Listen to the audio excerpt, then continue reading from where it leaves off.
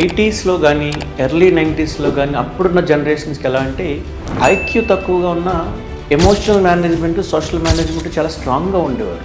So IQ అంటే ఎగ్జాంపుల్గా మనం మార్క్స్ విషయంలో కానీ ఆలోచన విధానంలో అప్పట్లో కొంచెం యావరేజ్గా ఉన్న ఎమోషనల్ మేనేజ్మెంట్ అంటే ఒక భావాల్ని, ఒక ఎమోషన్ అర్థం చేసుకోవడం, ఇంకా చెప్పాలంటే తల్లిదండ్రులు తిట్టినా కొట్టినా వాటిని అర్థం చేసుకోవడం, దానికి తగ్గట్టుగా బిహేవ్ చేయడం అప్పుడు జనరేషన్లో స్ట్రాంగ్గా ఉండేది. అలాగే సోషల్ మేనేజ్మెంట్ కోసం మనం మాట్లాడుకుంటే అప్పుడు జనరేషన్లో ఏంటంటే భావబంధాలు, బంధుత్వాలు ఇవన్నీ కూడా సోషల్ రిలేషన్స్ అనేవి చాలా స్ట్రాంగ్గా ఉండేవి. అప్పుడు జనరేషన్లో ఐక్యూ కన్నా ఈక్యూ అండ్ ఎస్క్యూ చాలా స్ట్రాంగ్గా ఉండేది. కానీ ఇప్పుడు జనరేషన్లో చూసుకుంటే కనుక ఐక్యూ చాలా బాగుంటుంది. ఇంకా సింపుల్గా చెప్పాలంటే 100కి 99, 98% ఐక్యూ ఎగ్జాంపుల్గా చెప్పుకుంటే, కానీ emotional management and social management చాలా పూర్గా ఉన్నారు. అంటే చిన్న చిన్న వాటికి ఎమోషన్స్ని అర్థం చేసుకోవడం రాక, చిన్న వాటికి డిప్రెషన్గా ఫీల్ అవ్వడం, లోన్లీగా ఫీల్ అవ్వడం, సూసైడల్ థాట్స్ డెవలప్ చేసుకోవడం కారణం ఏంటంటే ఎమోషనల్ మేనేజ్మెంట్ లేకపోవడం.